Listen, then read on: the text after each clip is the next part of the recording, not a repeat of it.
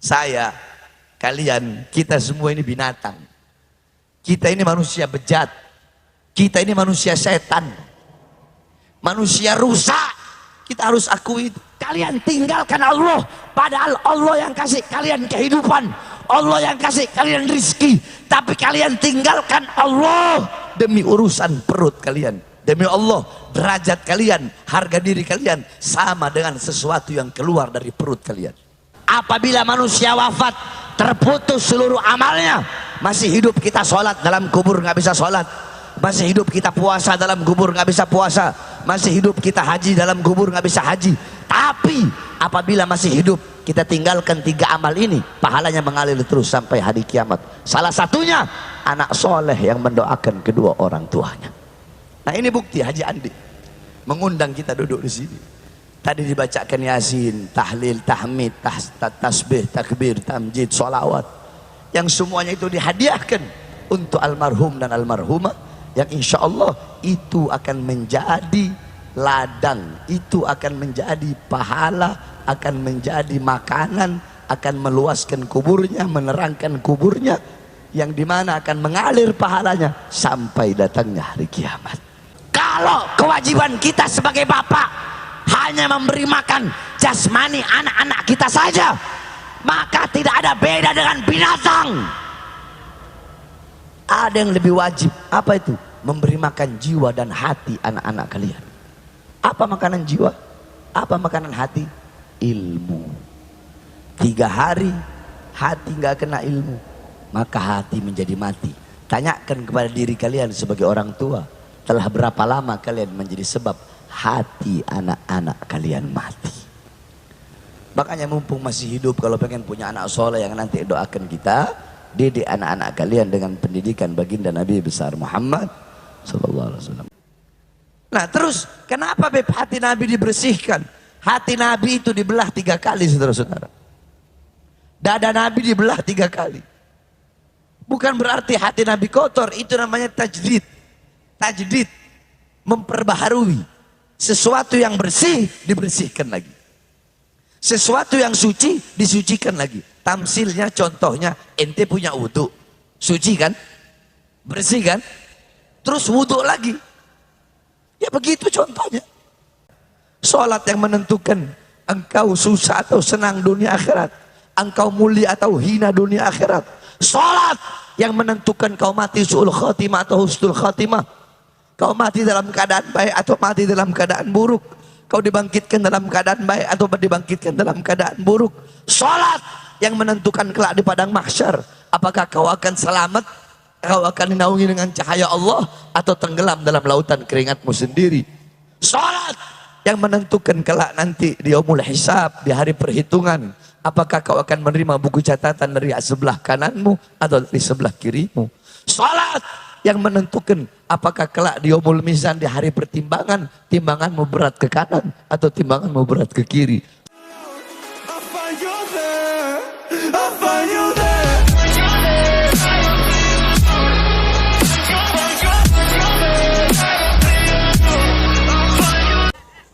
Saudara-saudara, sebelumnya saya mohon maaf, saya tidak bisa lama. Malam hari ini saya ada 6 tempat. Ini tempat yang pertama, masih ada 5 tempat lagi. Tolong jangan ada yang ribut. Yang di sini tolong duduk biar di belakang kelihatan.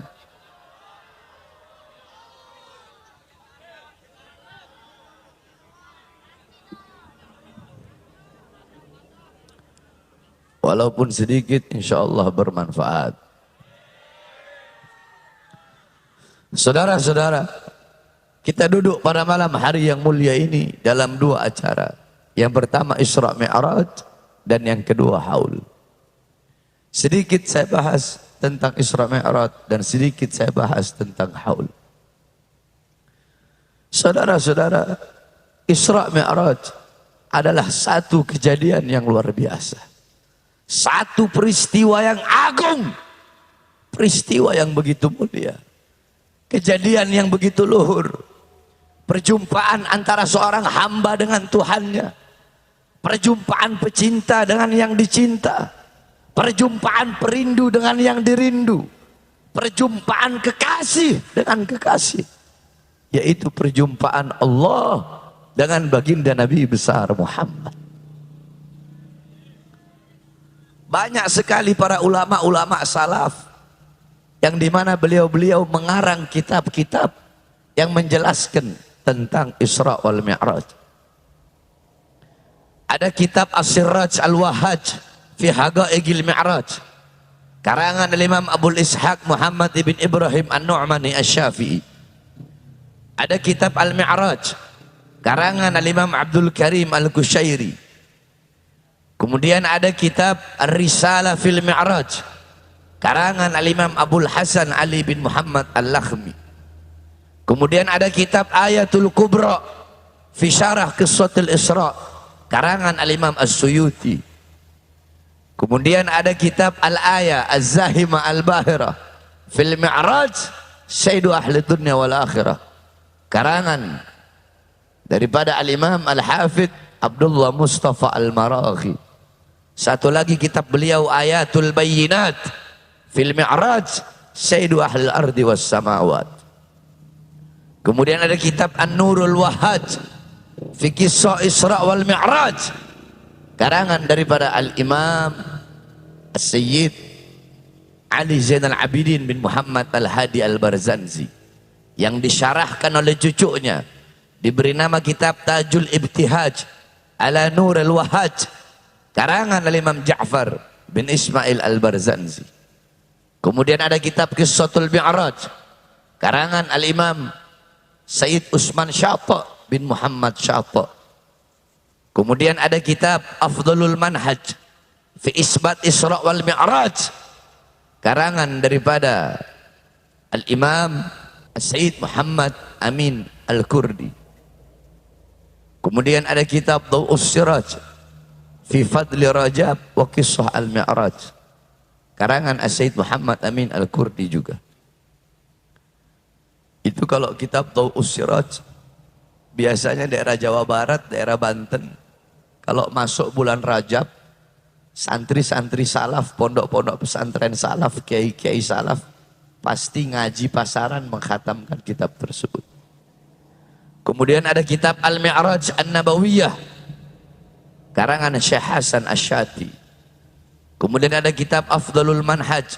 Kemudian ada kitab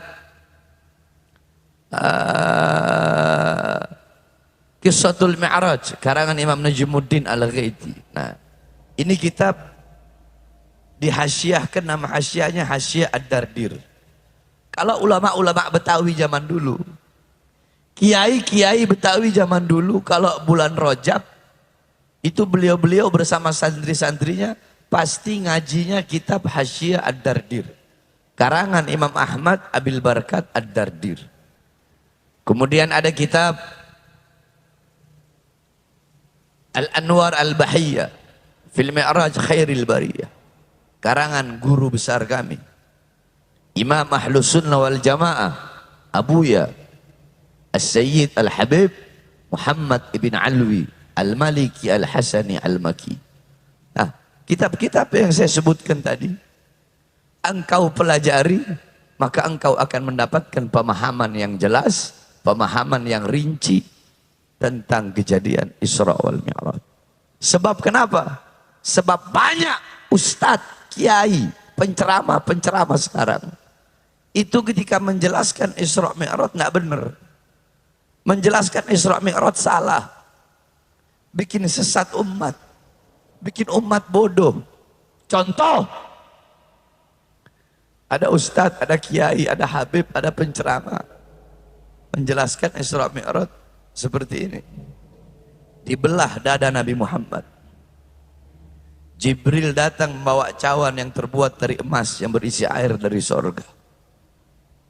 Dibelah dada Nabi, diambil hati Nabi, dibersihkan dari kotoran-kotoran, disucikan. Saya tanya, jawab yang keras. Pernah apa tidak dengar penceramah ngomong seperti itu? Yang keras, pernah apa tidak? Pernah apa tidak? Sering apa tidak? Kalau ada ustadz atau kiai atau habib atau ulama atau dai atau penceramah, siapapun menjelaskan seperti itu ulama goblok. Saudara-saudara, orang awam, andaikan saya ngomong begini, hati Nabi Muhammad dibersihkan, cukup sampai di situ. Orang awam akan berpikir bagaimana? Sesuatu yang dibersihkan berarti sebelumnya apa? Sebelumnya apa? Sebelumnya apa? Makanya kalau menjelaskan itu, kalau memberikan sesuatu itu, berikan penjelasan yang sesuai dengan kadar otak bagi pendengar untuk menerima ilmu tersebut. Ini ngomong hati Nabi dibersihkan dari kotoran. Akhirnya nanti orang awam disangkanya hati Nabi kotor. Saudara-saudara, jangankan hati Nabi. Dalam kitab Asy-Syifa karangan Imam Qadiyat dijelaskan, darah Nabi suci. Air kencing Nabi suci. Kotoran Nabi suci. Nanah Nabi suci. Apalagi hati Nabi Muhammad. Jadi awas, hati-hati kalau mau membicarakan tentang Nabi Muhammad harus hati-hati. Harus ada maroji, harus ada landasan, harus ada sandaran, harus ada referensi. Pakai kitab apa, kitab apa, kitab apa. Jangan congor asal nyeblak baik. Ya sekarang kan orang awam kan kalau bilang hati Nabi dibersihkan. Pemikiran orang awam sesuatu yang dibersihkan sebelumnya apa? Disucikan. Hati Nabi disucikan. Berarti sebelumnya nggak suci dong. Banyak kan penjelasan seperti itu. Nah terus kenapa hati Nabi dibersihkan? Hati Nabi itu dibelah 3 kali saudara-saudara. Dada Nabi dibelah 3 kali. Bukan berarti hati Nabi kotor, itu namanya tajdid. Tajdid, memperbaharui. Sesuatu yang bersih, dibersihkan lagi. Sesuatu yang suci, disucikan lagi. Tamsilnya, contohnya, ente punya wudu. Suci kan? Bersih kan? Terus wudu lagi. Ya begitu contohnya. Jadi awas, kalau berbicara tentang baginda Nabi besar Muhammad SAW. Makanya ente pelajari kitab-kitab yang saya sebutkan tadi. Karena saya nggak lama, insya Allah ente bakal dapat pemahaman yang jelas tentang Isra Mi'raj. Intinya saja. Inti Isra Mi'raj, Allah undang Nabi Muhammad. Berjumpa dengan Allah. Bil jasad war ruh yaqdatan. Dalam keadaan sadar. Dalam keadaan terjaga. Jasadnya, ruhnya. Ada sebagian ulama berpendapat Nabi Muhammad Isra Mi'raj itu fil manam, cuma ruhnya saja. Itu berdasarkan hadis riwayat Sayyidatuna Aisyah. Tetapi pendapat yang paling mu'tamad, pendapat yang paling kuat, Nabi Muhammad Isra Mi'raj bil jasad war ruh. Kenapa? Karena di situ Allah pakai lafaz subhanalladzi asra bi 'abdihi, abd, hamba. Al-abd, hamba yang utuh. Ra'a bi 'alatil ain. Sami'a bi'alatil udun, takallam bi'alatil lisan, masaka bi'alatil yadin, masya bi'alatil rijlain, syaqa bi'alatil qulub. Yakni hamba yang utuh. Hamba yang utuh itu adalah hamba yang melihat dengan alat, melihat dengan alat, mendengar dengan alat, berbicara dengan alat, menyentuh dengan alat, berjalan dengan alat, merasa dengan alat. Saya tanya, apakah bisa kalau cuma ruh doang melihat dengan alat mata? Bisa nggak? Sebaliknya, jasad doang tanpa ruh melihat dengan alat mata. Bisa nggak? Nggak bisa. Berarti jasad dan ruh. Bil jasad, jasadnya, ruhnya dalam keadaan sadar, dalam keadaan terjaga, berjumpa langsung dengan Allah Subhanahu wa taala. Bahkan para ulama Al-Imam Al-Qastallani mengatakan, mana lebih mulia, sandal Nabi Muhammad ataukah malaikat Jibril? Malaikat Jibril tidak bisa berjumpa langsung dengan Allah, tetapi Nabi Muhammad bahkan sandalnya berjumpa dengan Allah Subhanahu wa taala. Kenapa sandal itu menjadi mulia? Sandal itu menjadi mulia karena menempel dengan sesuatu yang mulia, yaitu baginda Nabi besar Muhammad. Allah undang Nabi Muhammad untuk apa? Untuk menerima satu perintah. perintah yang penting, perintah yang utama, perintah yang dimana ketika Allah memerintahkan perintah-perintah yang lain cukup melalui Quran. Jawab, ketika Allah perintahkan zakat melalui apa? Allah perintahkan puasa melalui apa? Allah perintahkan haji melalui apa? Allah perintahkan sedekah melalui apa? Quran. Tapi ketika Allah perintahkan perintah yang satu ini tidak cukup lewat Quran, Allah undang langsung Nabi Muhammad untuk menerima perintah tersebut karena begitu penting dan utamanya perintah itu. Apa perintah itu? Apa perintah itu? Apa perintah itu? Sholat. Makanya jaga kau punya sholat, perhatikan kau punya sholat, utamakan kau punya sholat. Saudara-saudara, as-salatu ra'sul ibadah. Sholat adalah kepalanya ibadah. Amal ibadah yang lain itu ngikutin sholat. Saya tanya, kepala ngikut ekor atau ekor ngikut kepala? Ekor ngikut kepala. Amal ibadah yang lain itu ekor, kepalanya sholat. Berarti kalau kau punya sholat baik, kau punya sholat bagus, kau punya sholat sempurna, maka seluruh amal ibadahmu bakal baik, bakal bagus, bakal sempurna, walaupun amal ibadahmu sedikit. Tapi kalau kau punya sholat rusak, kau punya sholat hancur, kau punya sholat berantakan, maka seluruh amal ibadahmu rusak, hancur, berantakan, walaupun amal ibadahmu banyak.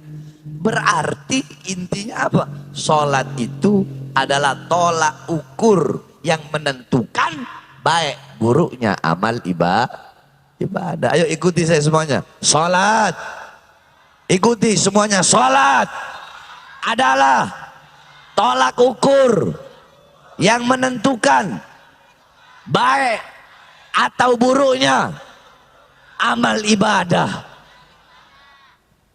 Sholat yang menentukan kebahagiaanmu dunia akhirat, kesusahanmu dunia akhirat. Engkau beruntung atau engkau rugi dunia akhirat, engkau selamat atau engkau celaka dunia akhirat. Sholat yang menentukan engkau susah atau senang dunia akhirat, engkau mulia atau hina dunia akhirat. Sholat yang menentukan kau mati su'ul khatimah atau husnul khatimah, kau mati dalam keadaan baik atau mati dalam keadaan buruk, kau dibangkitkan dalam keadaan baik atau dibangkitkan dalam keadaan buruk. Sholat yang menentukan kelak di padang mahsyar, apakah kau akan selamat, kau akan dinaungi dengan cahaya Allah, atau tenggelam dalam lautan keringatmu sendiri. Sholat yang menentukan kelak nanti di yaumul hisab, di hari perhitungan, apakah kau akan menerima buku catatan dari sebelah kananmu atau dari sebelah kirimu. Sholat yang menentukan apakah kelak di yaumul mizan, di hari pertimbangan, timbanganmu berat ke kanan atau timbanganmu berat ke kiri. Sholat yang menentukan apakah nanti kau akan selamat melewati jembatan Shiratul Mustaqim atau engkau akan celaka jatuh ketika melewati jembatan Shiratul Mustaqim. Sholat yang menentukan apakah engkau akan masuk surga atau engkau akan masuk ke dalam neraka. Maka sekali lagi, jaga kau punya sholat, perhatikan kau punya sholat. Tidak ada alasan bagimu untuk tidak mengqadha sholat yang telah engkau tinggal. Enggak ada. Dalam kitab dijelaskan, jangankan kita yang meninggalkan sholat gara-gara urusan dunia. Wali majdzub itu kan hilang akal. Orang yang hilang akal nggak wajib sholat. Nah, para ulama syariat mengatakan, jikalau si wali itu telah sadar dari kemajdupannya, telah sadar dari kefanaannya, maka dia wajib mengqadha sholat yang telah ia tinggal. Itu wali. Al-Habib Ahmad, abah daripada Habib Abdul Qadir Segaf, wali kutub. Satu waktu saudara-saudara, Habib Ahmad lagi sholat subuh. Sholat subuh, tasyahud akhir, tiba-tiba beliau fana. Fana, lupa segala-galanya. Terjadi tetap dalam posisi tasyahud. Sejam, 2 jam, sehari, 2 hari, sampai 40 hari. 40 hari fana dalam posisi tasyahud. 40 hari lewat, tiba-tiba beliau tersadar. Astagfirullah. Matahari beliau lihat udah timbul. Beliau salam, Assalamualaikum warahmatullahi. Assalamualaikum warahmatullahi. Ya Abdul Qadir. Beliau panggil anaknya. Apakah telah masuk waktu duha? Abah. Jadi beliau nggak sadar. Beliau kira kelewatannya cuma sampai waktu duha. Bukan hanya sampai waktu duha, Abah. Tapi udah 40 hari. Apa kata beliau? Ya Allah. Akhirnya apa? Beliau mengkodok sholat selama 40 hari yang tertinggal tersebut. Padahal tertinggalnya saking fana, saking khusyuk, saking nikmatnya berhadapan dengan Allah. Bagaimana dengan kita yang meninggalkan sholat gara-gara urusan dunia, harta, pangkat, jabatan, tahta, pekerjaan, dan kekuasaan? Kita ini manusia sekarang, saya kasih tahu sama kamu. Saya, kalian, kita semua ini binatang. Kita ini manusia bejat. Kita ini manusia setan. Manusia rusak. Kita harus akui itu. Di masjid-masjid, di musola-musola kalian, di masjid-masjid kalian, terdengar suara, hayya 'alas shalah, hayya 'alas shalah. Hei, ayo sholat. Panggilan Allah. Allah panggil kita. Kamu yang dagang, nih Cipadu banyak pedagang. Kamu yang dagang, berhenti dulu dagangnya. Yang punya toko, tutup dulu tokonya. Nggak bakal hilang kau punya rezeki. Kau yang usaha, berhenti dulu usahanya. Kau yang duduk di atas kursi kekuasaan, berdiri dari kursimu. Wudu, sholat, kembali kepadaku, sembah aku. Engkau yang ada di atas komputer, ayo berdiri, sembah aku. Panggilan Allah terdengar di kuping-kuping kalian, di telinga-telinga kalian. Tapi kalian abaikan panggilan Allah dan kalian lebih memilih panggilan perut kalian. Pantas kita disebut manusia. Pantas kita disebut hamba Allah. Kalian tinggalkan Allah demi harta, demi uang yang gak seberapa, demi pekerjaan, demi jabatan, demi tahta, demi kekuasaan, demi dagangan, demi usaha. Kalian tinggalkan Allah, padahal Allah yang kasih kalian kehidupan, Allah yang kasih kalian rizki. Tapi kalian tinggalkan Allah demi urusan perut kalian. Demi Allah, derajat kalian, harga diri kalian sama dengan sesuatu yang keluar dari perut kalian. Ini yang banyak terjadi zaman sekarang di mana-mana, saudara-saudara. Betul? Salah saya ngomong? Betul apa salah? Ini yang banyak terjadi. Allah minta apa sih? Allah minta apa? Satu hari kita punya berapa jam? Satu hari berapa jam? 24 jam. Ambil 2 jam untuk sholat sekaligus wirid-wiridnya. Kecuali Wahabi gak wiritan. Ambil 2 jam untuk sholat 5 waktu sama baca 2 jam kita luangkan dalam satu hari. 2 jam buat Allah. Masih ada 22 jam untuk urusan duniamu, untuk urusan perutmu, dagangmu, bahanmu, kainmu. Masa tamak rakus kau ambil semua waktu 24 jam untuk urusan dunia, sampai kau tinggalkan kau punya Allah Subhanahu wa ta'ala. Keterlaluan kita ini, saudara-saudara. Kamu tahu? Seekor babi berkata, ana syarrad dabbah. Aku binatang paling hina, kata babi. Aku binatang paling hina. Aku binatang paling biadab. Aku binatang paling najis. Aku binatang paling buruk, kata babi. Tapi seburuk-buruknya aku, kata babi, sehina-hinanya aku, ada yang lebih hina dari aku. Ada yang lebih buruk dari aku. Siapa?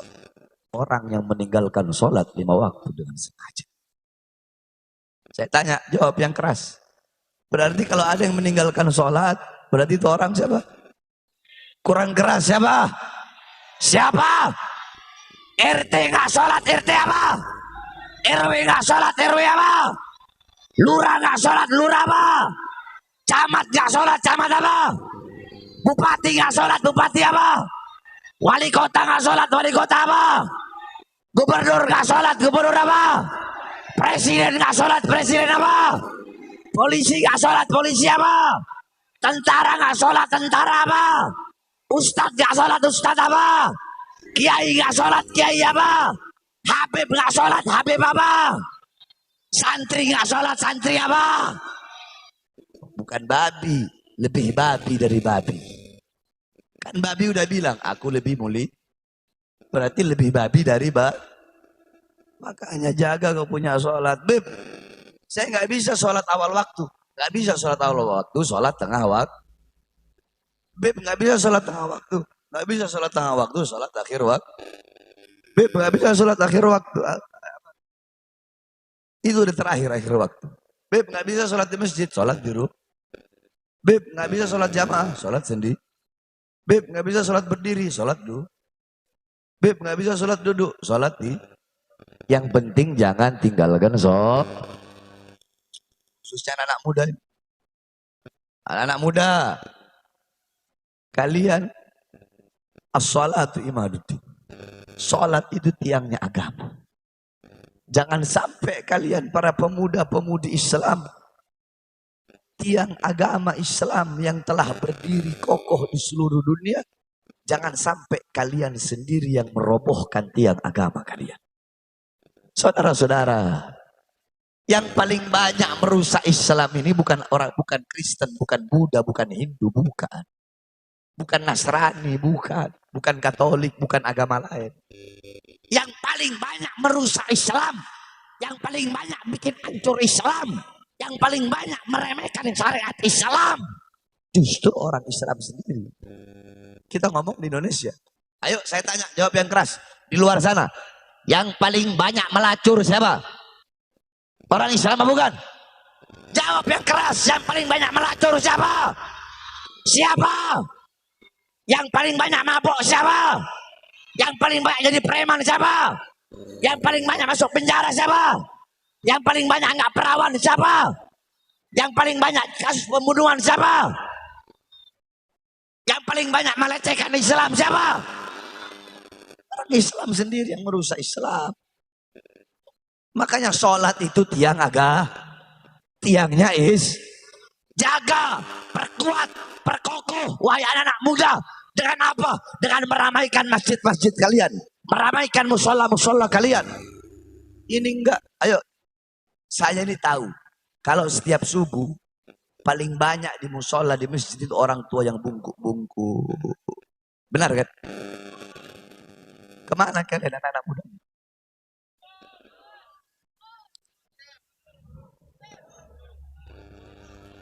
As-salatu imaduddin. Salat adalah tiang agama. Saya tanya anak-anak muda, siap perkokoh tiang agama? Siap perkuat tiang agama? Bagaimana caranya, Beb? Satu, dengan menjaga salat. Jaga salat. Ramaikan masjidmu, ramaikan kampungmu. Jadikan kampungmu kampung Nabi Muhammad. Itu yang pertama. Yang kedua, memperkokoh dan memperkuat tiang agama dengan menegakkan keadilan dan menyampaikan kebenaran. Kalian para pemuda-pemudi Islam, khususnya pemuda-pemudi Cipadu, jangan mentalnya kalian tuh mental tempe. Jangan mental kerupuk kena air ciut. Harus punya mental baja. Jangan takut, sampaikan kebenaran, tegakkan keadilan. Jangan pernah kalian tunduk kepada kezaliman, tunduk kepada kemungkaran, tunduk kepada ketidakadilan, tunduk kepada kemaksiatan. Sampaikan kebenaran, lau matalaim. Walaupun seluruh dunia harus membencimu, walaupun lidahmu harus dipotong. Saudara-saudara, saya tanya, apa sih yang telah kalian perjuangkan untuk Islam? Apa yang telah kalian perjuangkan, yang telah kalian korbankan untuk bangsa, agama, untuk Islam apa? Saya tanya, kalian pernah diborgol tangannya, perutnya, kakinya sekaligus? Pernah masuk penjara 9 kali? Pernah lagi di tol mobil kalian ditembaki? Pernah ada upaya-upaya percobaan pembunuhan kalian untuk diracun? Pernah? Pernah kalian berada dalam sel, yang sel itu berada di tengah-tengah pulau Nusa Kambangan? Selnya cuma ukuran 1 meter, panjangnya 1,5 meter. Pernah. Kalau mau keluar di borgol tangan, dari borgol tangan ke borgol perut, dari borgol perut ke borgol kaki. Pernah. Pernah kalian punya pengawal 6 sampai wafat, sampai mati ditembak untuk membela gurunya? Lihat bagaimana Habib Rizik di masa tuanya. Organisasinya dibubarkan. Organisasinya dibubarkan. 6 laskarnya, 6 pengawalnya, 6 muridnya dibunuh dengan keji, dibantai, ditembak sampai mati. Nyawa mereka, jiwa mereka, mereka korbankan untuk cucu Nabi Muhammad.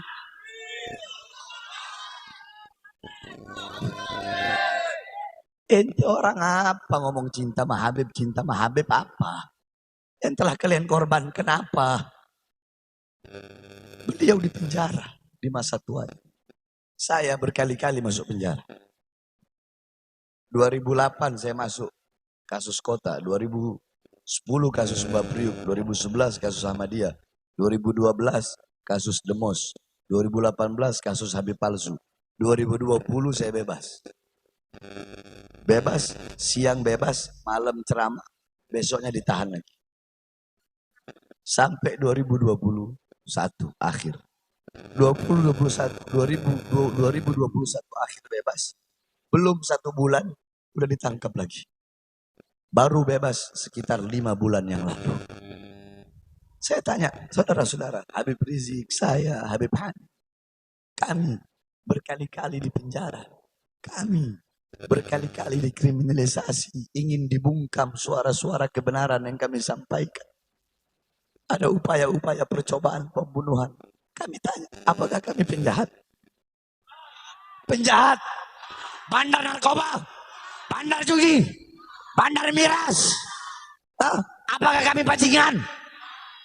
Terus kenapa? Satu jawabannya, karena di dalam tubuh kami mengalir darah suci kakek kami Rasulullah. Darah para pejuang, darah keberanian. Karena kami, para habaib yang berjuang, kami yang berada di barisan paling depan, rela hancur, rela binasa, demi bangsa dan rakyat Indonesia, saudara-saudara. Ibu-ibu mau tahu kenapa saya baru keluar siang malam ceramah, besoknya ditahan lagi? Mau tahu kenapa? Katanya ceramah saya provokasi. Ceramah saya meresahkan masyarakat. Pertanyaannya, apa ceramahnya? Kan gitu. Saya kasih tahu isi ceramah saya. Waktu itu awal-awal corona. Siang saya bebas dari penjara. Malam saya ngomong. Saya ceramah. Wahai presiden. Wahai pejabat. Wahai aparat. Rakyat masyarakat kalian kurung dalam rumah. Di masa PSBB. Tapi tidak kalian jamin dan tidak kalian berikan kebutuhan-kebutuhan pokoknya. Itu provokasi. Ibu, provokasi itu. Meresahkan. Kata mereka meresahkan. Ibu jawab, meresahkan itu. Meresahkan atau pembelaan? Meresahkan atau pembelaan? Berarti yang goblok sama saya apa mereka? Yang bodoh saya apa mereka? Itu yang pertama. Yang kedua saya sampaikan, wahai para pejabat, wahai aparat di masa corona, mal-mal milik asing, perusahaan-perusahaan asing tetap buka. Tapi kenapa warung-warung kecil, toko-toko kecil milik pribumi kalian paksa untuk tutup? Itu provokasi. Meresahkan. Yang goblok siapa kalau gitu? Yang ketiga saya bilang, yang ketiga saya sampaikan, hei pejabat, hei aparat, berapa banyak pengangguran di Indonesia? Anak-anak muda yang tidak punya kerjaan. Tapi kenapa tenaga kerja dari Cina terus kalian kirim di masa corona, kalian kirim ke daerah Morowali, Sulawesi? Salah saya ngomong seperti itu. Itu provokasi, meresahkan. Atau kalian merasa terwakili dengan semua itu? Terwakili gak? Terwakili tidak? Terwakili tidak? Nah, ceramah itulah yang membuat saya ditahan lagi, dibawa ke Nusa Kambangan. Diborgol tangan saya. Dari borgol tangan nyambung ke borgol perut. Dari borgol perut nyambung ke borgol kaki. Dibikin seperti penjahat besar, saudara-saudara. Nggak ada Habib nyampe ke sana, cuma saya doang dalam sejarah Indonesia. Saudara-saudara, saya tanya, ceramah saya seperti itu, apakah saya membela diri saya? Keluarga saya? Anak cucu saya? Kelompok saya? Murid saya? Atau rakyat? Siapa? Siapa yang saya bela? Siapa yang saya bela? Siapa yang saya bela? Rakyat yang susah, rakyat yang kelaparan, rakyat yang kehausan, rakyat yang menderita, rakyat yang dibohongi, rakyat yang dicurangi, rakyat yang tidak disejahterakan, rakyat yang tidak dimakmurkan, saudara-saudara. Makanya saya bersumpah, saya Bara bin Smith tidak akan pernah kapok, capek, lelah, tidak akan pernah bisa dibungkam suara-suara kebenaran yang saya sampaikan. Saya bersumpah demi Allah, untuk agama, untuk Islam, untuk agama kakek saya, untuk bangsa, untuk negara, untuk rakyat. Jangankan hanya di penjara, nyawa saya, jiwa saya, darah saya murah harganya untuk tumpah, saudara-saudara. Allahu Akbar, Allahu Akbar, Allahu Akbar. Pemuda-pemudi Cipadu semuanya siap bela Islam, siap hancur di Indonesia, siap lawan pengkhianat bangsa, siap lawan musuh agama, siap lawan musuh negara. Allahu Akbar. Indonesia merdeka, merdeka, merdeka. Allahu Akbar. Mudah-mudahan para pejabat kita jadi pejabat yang baik, amanah, istiqomah. Sebab ibu-ibu pejabat sekarang butuh sama rakyat kalau ada maunya doang. Betul, betul. Kalian jangan takut, ngapain takut? Orang ini kebenaran, kenyataan. Betul. Kalau mau pencalonan, saya berjanji mensejahterakan rakyat. Saya berjanji memakmurkan rakyat. Saya akan amanat. Goblok. Setelah jadi yang makmur bukan rakyat, yang sejahtera bukan rakyat. Kita rakyat menjadi budak di negeri kita sendiri. Betul? Makanya kita doakan mudah-mudahan pejabatnya jadi pejabat yang baik. Amanah. Amin ya Rabbal. Yang terakhir haul. Mau sebentar jadi lama.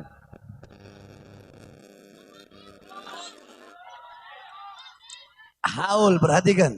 Haul itu punya 3 makna. Punya berapa makna?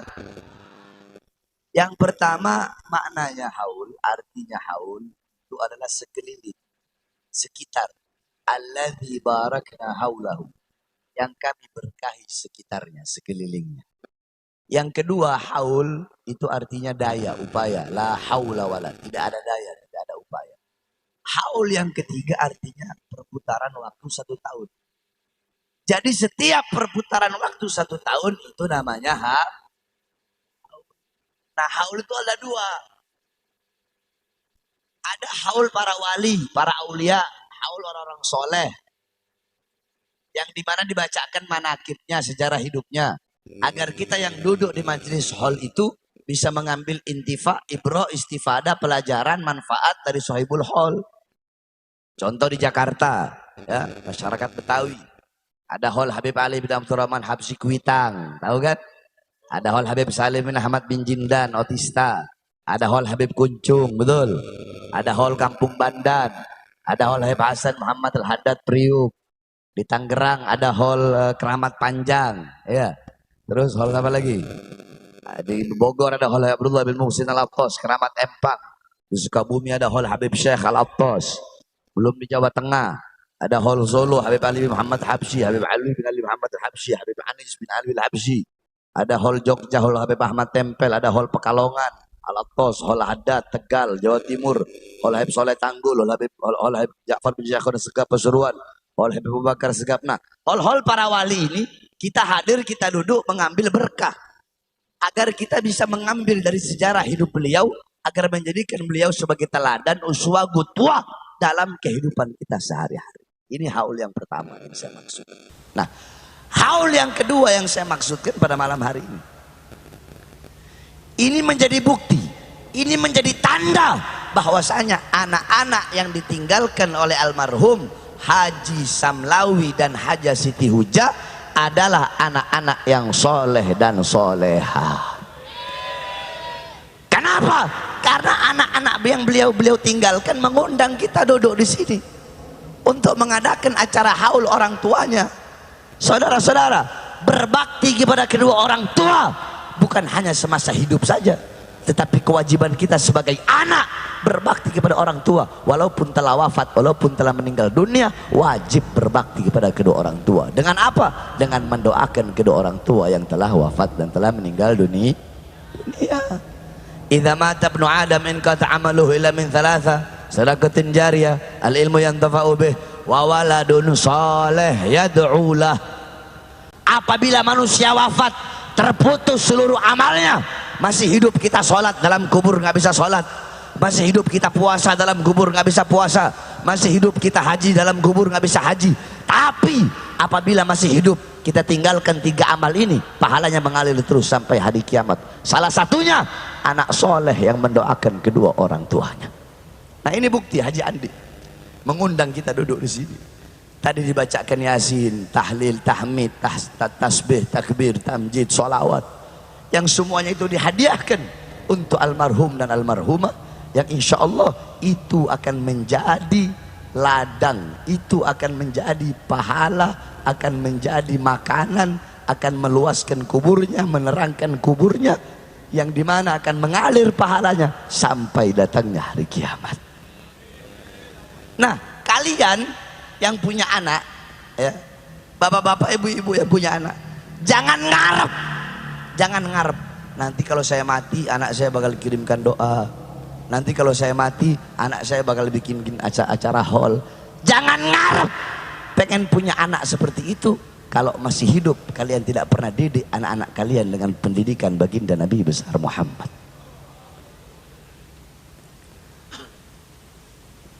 Ibu-ibu, saya pengen tanya sama ibu-ibu, perhiasan emas, intan, permata, uang, berlian, ibu-ibu taruh dalam rumah atau ibu-ibu keluarkan taruh di depan rumah?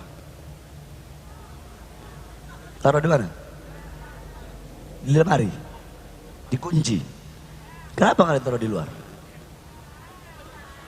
Enggak, kenapa nggak ditaruh di luar rumah? Hilang, dicolong orang, dirampok orang.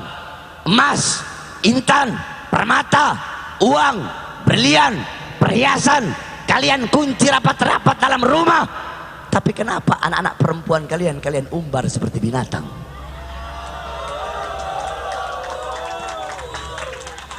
Lu jangan seneng lu, belum kelar. Kalian bapak-bapak pergi pagi pulang malam cari nafkah, iya kan? Untuk memberi makan jasmani anak istri kalian. Saudara-saudara, saya tanya, tahu curut? Curut itu dia nyari nafkah nggak, nyari makan nggak buat anak-anaknya? Berarti kalau kewajiban kalian hanya memberi makan jasmani anak istri, apa bedanya sama curut?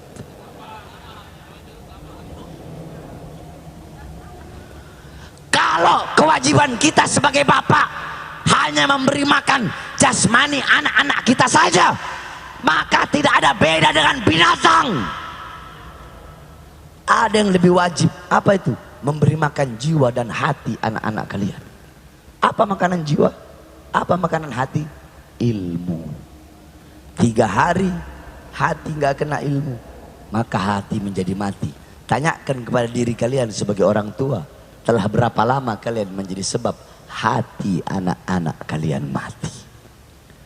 Makanya mumpung masih hidup, kalau pengen punya anak soleh yang nanti doakan kita, didik anak-anak kalian dengan pendidikan baginda Nabi besar Muhammad sallallahu alaihi wasallam. Mudah-mudahan anak-anak kita jadi anak yang soleh dan soleha, jadi anak-anak yang alim-alimah, abid dan abidah, zahid zahidah, wari' wari'ah. InsyaAllah kita memiliki keturunan yang saleh dan saleha. Allah jadikan anak-anak kita penerang bagi mata kita. Allah jadikan anak-anak kita penolong. Allah jadikan anak-anak kita sebagai pemberi syafaat yang bisa menolong kelak kita di yaumil qiyamah. Amin amin ya rabbal alamin. Allahumma ighfir li Haji Samlawi wa Haji Siti Hujjah. Allahumma ighfir lahuma warhamhuma. Allahumma aftah lahuma futuhatal arsy wa rahmal barakah. Wa syarifhuma wa karimhuma bi ru'yatil Mustafa Rasulillah ala hadiniyah wa la kullatina sallallahu ala hadratin Nabi sirril Fatihah.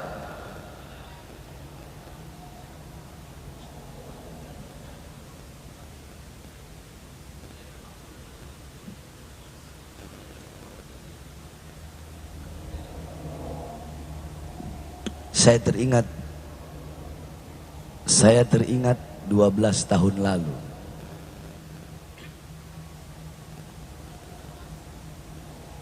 Dua belas tahun yang lalu saya ngajar di Cipadu. Coba. 12 tahun yang lalu saya ngajar di Cipadu. Itu dari Deplu, ibu-ibu. Tahu komplek Deplu kan? Saking susahnya saya dulu nggak ada motor. Saya ngajar itu jalan kaki. Dari Deplu berangkat pada maghrib, nyampe Cipadu jam 8:30.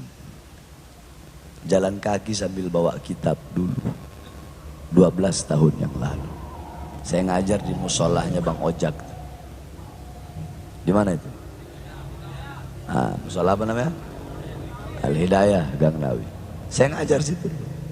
Saya ngajar di Ceger, saya ngajar di Deplu, di wilayah saya ngajar dulu.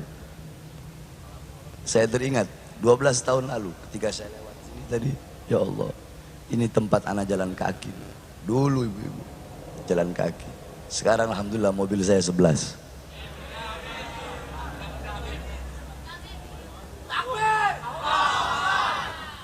Yakni tadus bin ni'mah, bukan yakni maksudnya tahu gahru. Kayu gahru itu tidak akan tercium wanginya. Kalau kita cium begini dia nggak wangi. Tapi kalau dia kena bara, dia harus merasakan panasnya bara, baru tercium wangi. Faham maksudnya? Dulu saya susah, saya capek, saya hina, saya lelah, saya diremehkan. Siapa itu Bahar bin Smith? Siapa itu Bahar bin Smith? Tapi alhamdulillah, zalaltu taliban fa'azastu matluban. Dulu aku hina ketika awal-awal berdakwah, disepelekan. Sekarang murid saya udah jutaan se-Indonesia. Alhamdulillah. Saya bersyukur kepada Allah Subhanahu wa taala. Jadi sekali lagi ketika tadi di sini saya teringat 12 tahun lalu waktu saya ngajar masih jalan kaki. Karena kalau pakai motor, suara motor saya itu 500 meter udah kedengeran. Bukan suara knalpot, suara mesinnya. Ini saya dapat saya sampaikan. Kurang lebihnya mohon maaf. Wal afu minkum. Wassalamualaikum warahmatullahi wabarakatuh.